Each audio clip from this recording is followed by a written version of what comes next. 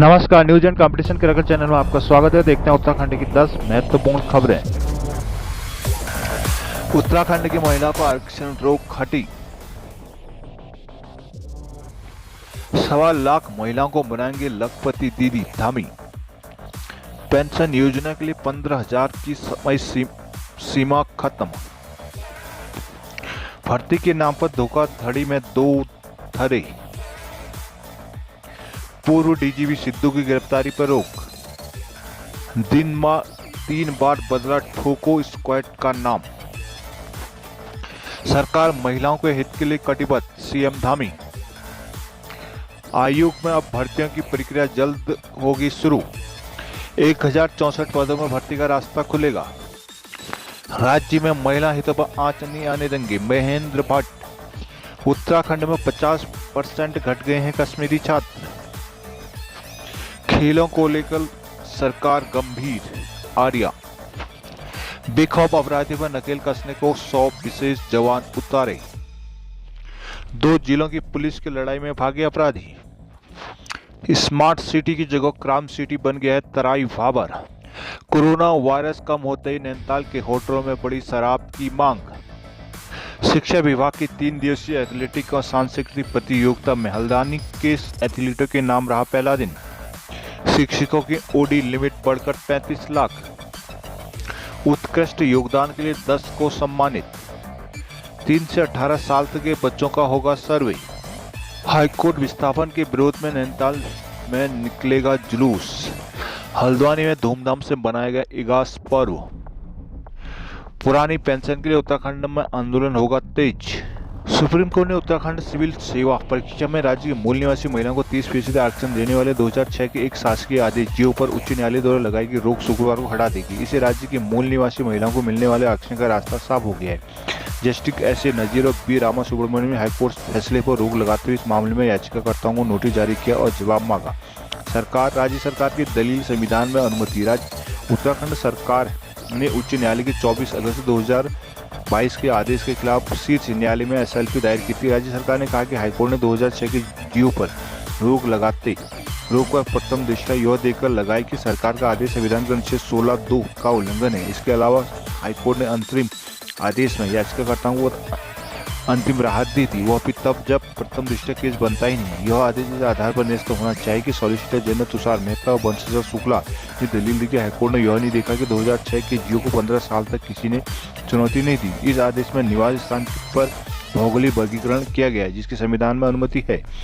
याचिकाकर्ता की आपत्ति राज्य को अधिकार नहीं। उच्च न्यायालय में मुख्य न्यायाधीश विपिन सांघवी और रमेश चंद्र खुलवे की पीठ ने राज्य से बाहर के अनारक्षित श्रेणी की पवित्र चौहान और अन्य अत्री समेत करीब 3 दर्जन पर महिलाओं द्वारा दायर याचिका पर सुनवाई करते हुए आदेश जारी किया कि ये महिलाएं अनारक्षित श्रेणी के तहत आती है। याचिका में कहा गया कि उन्हें राज्य सिविल सेवा की मुख्य परीक्षा में उपस्थित होने की अनुमति नहीं दी गई, जबकि 3 मार्च 2022 को आयोजित प्रारंभिक परीक्षा में राज्य की महिलाओं के लिए निर्धारित कट ऑफ 79 अंक से अधिक अंक उन्होंने हासिल किए थे। याचिकाकर्ता में दलील दी कि उत्तराखंड सरकार के पास मूल निवास आधारित आरक्षण मुहैया कराने का अधिकार नहीं है। संविधान के सिर्फ संसद द्वारा बनाए गए कानून के द्वारा ही मूल निवासी स्थान के आधार पर कानून आरक्षण देने की अनुमति देता है। उन्होंने उत्तराखंड सरकार के 2 जियो को चुनौती दी, जिसमें उत्तराखंड के मूल निवासी महिलाओं को क्षैतिज आरक्षण पीसीएस की उत्तराखंड संयुक्त सेवा के पदों पर परीक्षा देने का आदेश दिया गया था।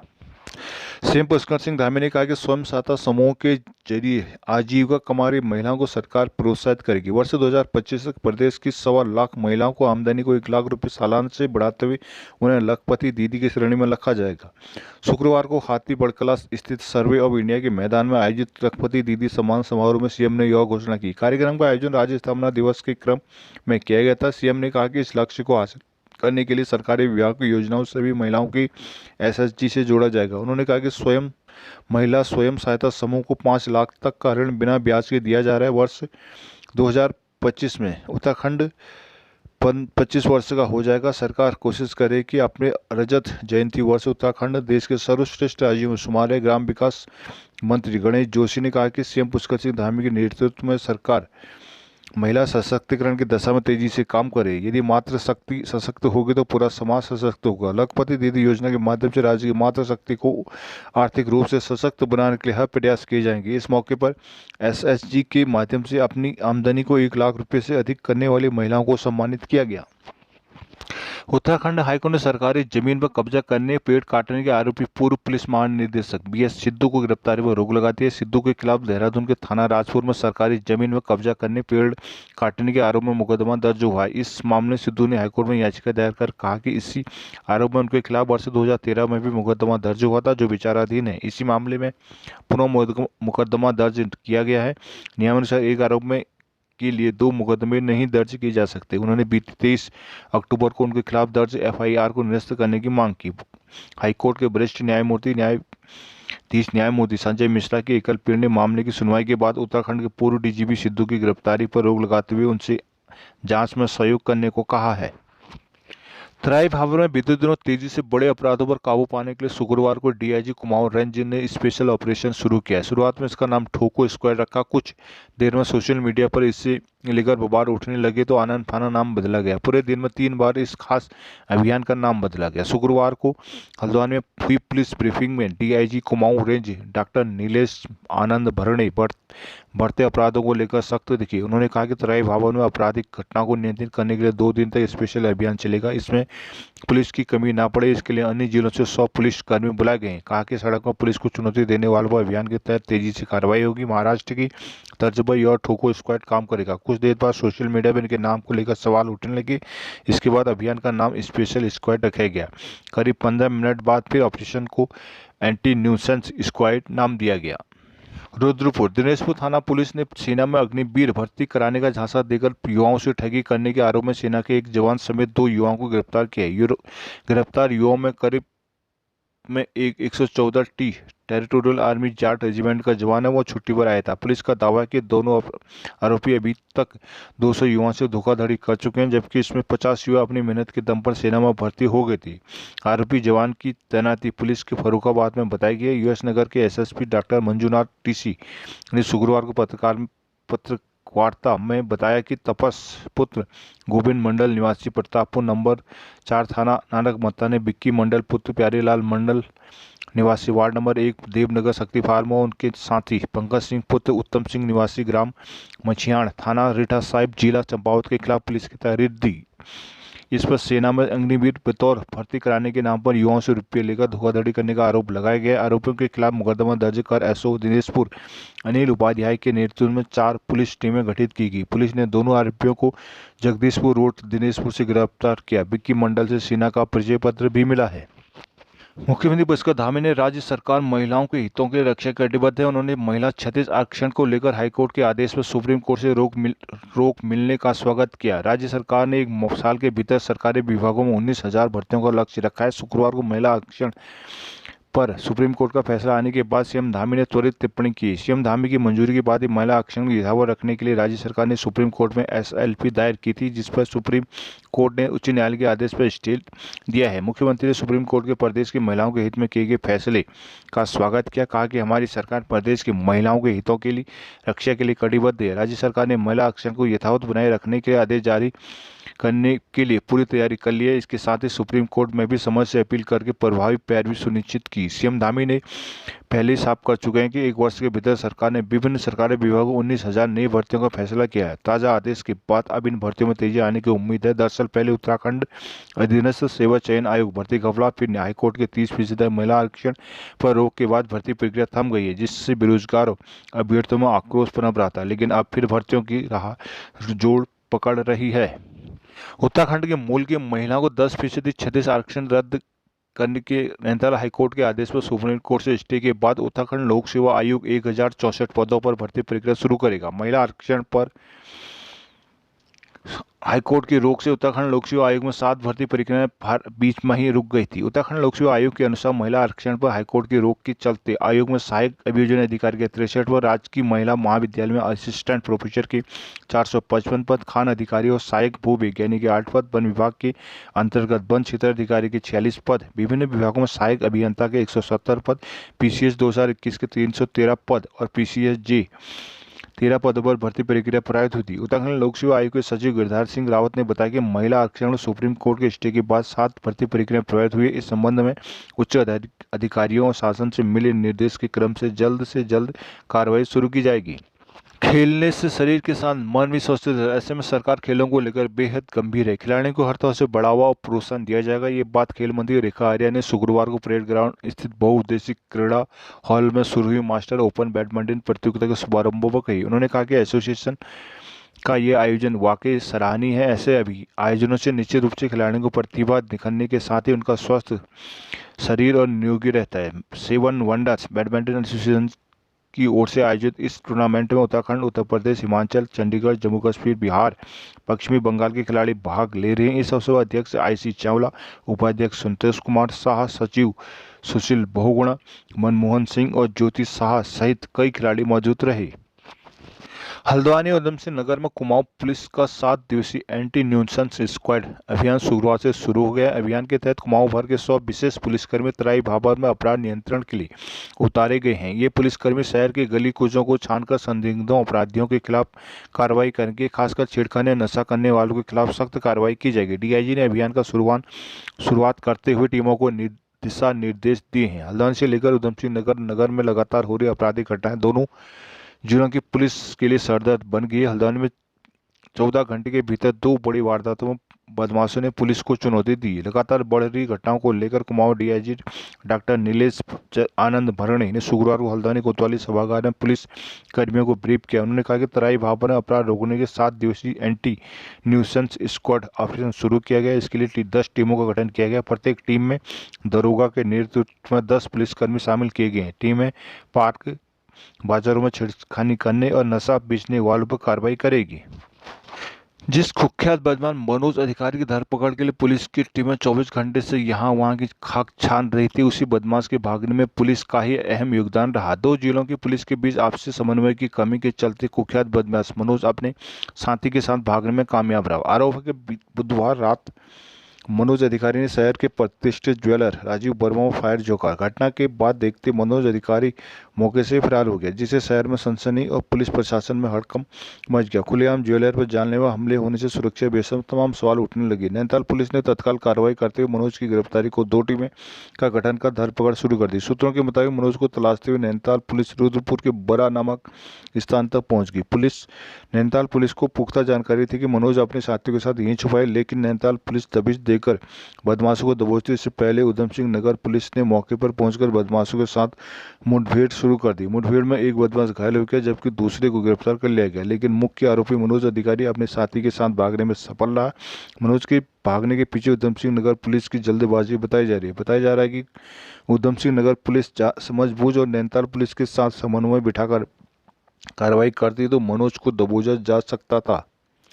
कोरोना का दौर कम होते नैनीताल जिले के होटलों में शराब की मांग तेजी से बढ़ रही है। मात्र 2 साल के भीतर जिले में 28 नए बार खुल गए हैं। सबसे अधिक बार के लाइसेंस रामनगर, रिजॉर्ट और हल्द्वानी में खुले गए हैं, होटलों ने लिए हैं। पर अब गर्म पानी, मुक्तेश्वर, भीमताल आदि क्षेत्रों में से भी बार आवेदन की संख्या बढ़ रही है। मई खानों की बढ़ती संख्या का मुख्य कारण नैनीताल में पर्यटकों की बढ़ती संख्या के साथ शराब की मांग का बढ़ना और बार लाइसेंस आवेदन प्रक्रिया का बेहद आसान होना है। शराब बिक्री से आबकारी विभाग ने करीब 300 करोड़ राजस्व का लक्ष्य रखा है। जिले में नैनीताल जिले में अभी 78 मईखाने चल रही हैं। कोविड से पहले यानी 2020 तक नैनीताल में केवल 50 ही बार थे। कोरोना का प्रकोप बढ़ा तो होटल और बार लगभग 1 साल तक बंद रहे। पर्यटन भी बंद रहा, इस कारण काफ़ी घाटा हुआ। घाटे के कारण कई बंद भी हो गई थी। बीते 1 साल में पर्यटन पूरी तरह से पटरी पर लौट आया। 2022 में नैनीताल जिले में 9 लाख पर्यटक पहुंचे हैं। पर्यटकों के बीच शराब की बढ़ती मांग के कारण नए बार लाइसेंस के आवेदन बढ़ रहे हैं। इसके अलावा जिले में अंग्रेजी शराब की 32, देसी शराब की 30 दुकानें व नैनीताल में एक बियर बार शॉप है।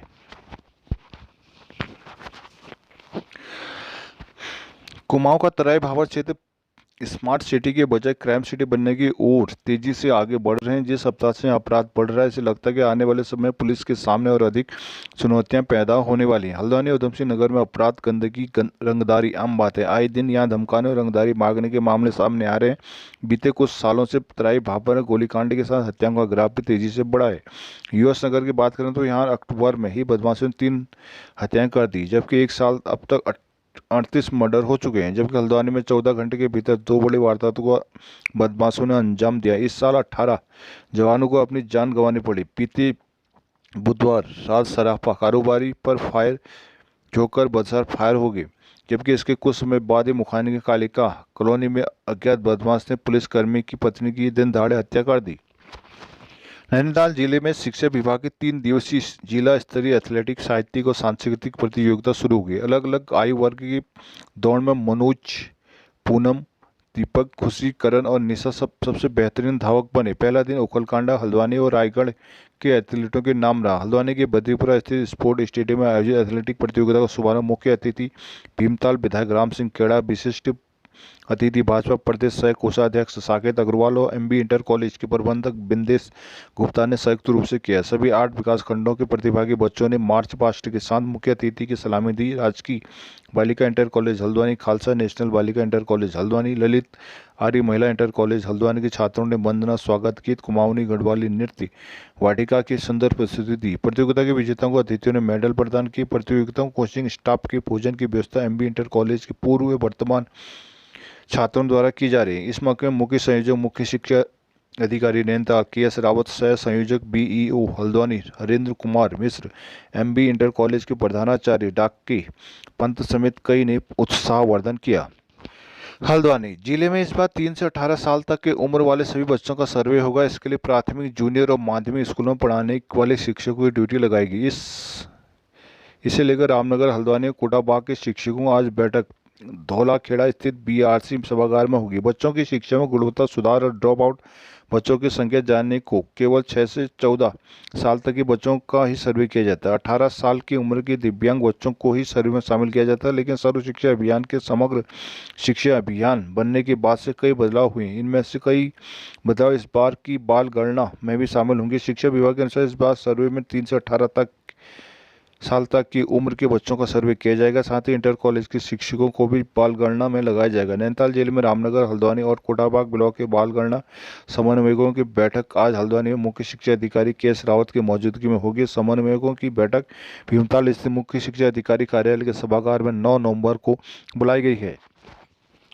राजकीय शिक्षक संघ नैनीताल ने उत्तराखंड ग्रामीण बैंक के साथ एमओयू किया है, जिसके तहत अब संघ से जुड़े करीब 600 से 700 शिक्षकों की ओवरड्राफ्ट लिमिट 35 लाख रुपये हो गई है। इतना इस ओडी लिमिट पर बैंक द्वारा उन्हें 25 लाख तक के बीमे का भी लाभ दिया जाएगा। राजकीय शिक्षक संघ नैनीताल के अध्यक्ष डॉक्टर विवेक जोशी ने बताया कि हल्द्वानी स्थित राजकीय कार्यालय में महाप्रबंधक ईश्वर कुमार की मौजूदगी में क्षेत्रीय कार्यालय सहायक प्रबंधक महिपाल सिंह डशीला, मुख्य प्रबंधक ऋण BL आरईओ क्षेत्रीय प्रबंधक SS नेगी के साथ उन्होंने संघ की जिला मंत्री नामिता पाठक ने एमओयू पर हस्ताक्षर किए। डॉक्टर पांडे ने बताया कि पूर्व में बैंक को उनके द्वारा यहां खाता धारक शिक्षकों को 25 लाख रुपए की ओडी लिमिट दी जा रही थी, जिस पर ब्याज दर 11.5 थी और बैंक अधिकारियों से अनुरोध के बाद ओडी लिमिट बढ़ाकर 35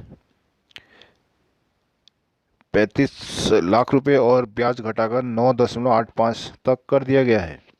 उत्तराखंड योगा कल्चर एसोसिएशन की ओर से आयोजित राज्य स्तरीय ओपन योगासन चैंपियनशिप दूसरे दिन शुक्रवार को भी जारी रहा। योग के क्षेत्र में उल्लेखनीय योगदान के लिए 5 लोगों को सिद्धम योग एक्सीलेंस अवार्ड व 5 को श्री सिद्धम योग स्टार अवार्ड प्रदान किया गया। इसके अलावा अन्य प्रतियोगिताओं ने विभिन्न आसनों का प्रदर्शन कर पदक अपने नाम किए। कमलवा गांजा के निजी बैंक्वेट हॉल में आयोजित ओपन राज्य स्तरीय ओपन योगासन चैंपियनशिप में अंतिम दिन शुक्रवार को पुरस्कार वितरण समारोह हुआ। अंतर्राष्ट्रीय योग प्रशिक्षक योगाचार्य हेमंत जोशी, विशिष्ट अतिथि बैंडी सीनियर सेकेंडरी स्कूल के प्रबंधक बिकल बावड़ी एवं डॉक्टर प्रशांत भट्ट और समाजसेवी राखी जोशी ने विजेताओं को पुरस्कृत किया। श्री सिद्धम योग एक्सीलेंट अवार्ड का रीता रौतेला, पूजा इरी, कविता बिष्ट, चंपा उपाध्याय, भानु बिष्ट, सिद्धम योग स्टार अवार्ड देवांश पडालिनी, अरुण तिवाड़ी, वैष्णवी बेलवाल, सौम्या जोशी और रोहिन भट्ट को मिला।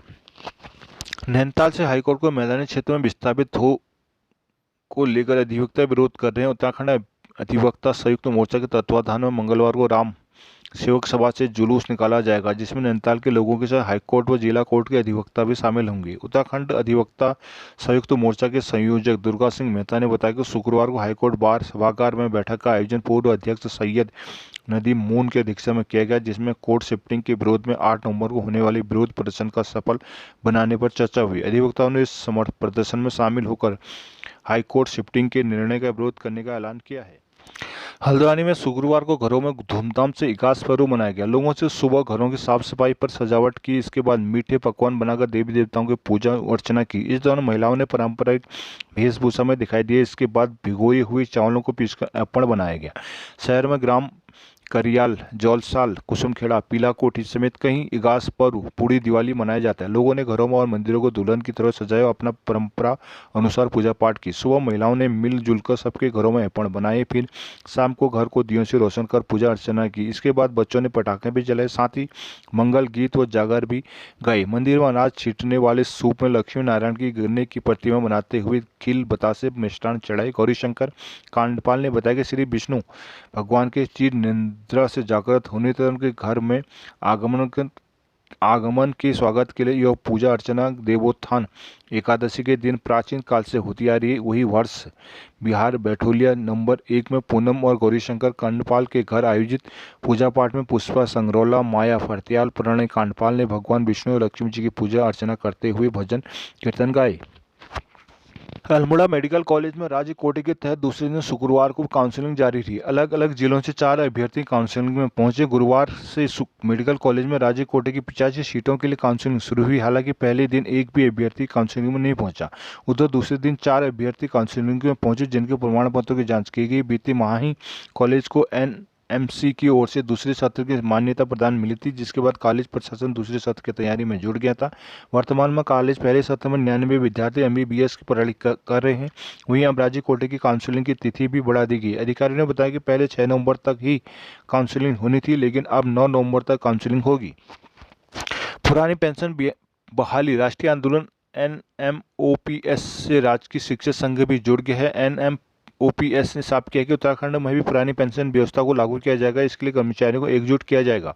संगठन के प्रांतीय कार्यालय में आयोजित एक समारोह में राजकीय शिक्षक संघ कार्यकारिणी का स्वागत किया गया। प्रदेश अध्यक्ष जीतमणि पैन्यूली ने कहा कि पुरानी पेंशन बहाली की लड़ाई पूरी गंभीरता से लड़ाई जा रही है। इसी का परिणाम कि जो राजस्थान, छत्तीसगढ़, झारखंड, पंजाब में पुरानी पेंशन व्यवस्था बहाल हो चुकी है।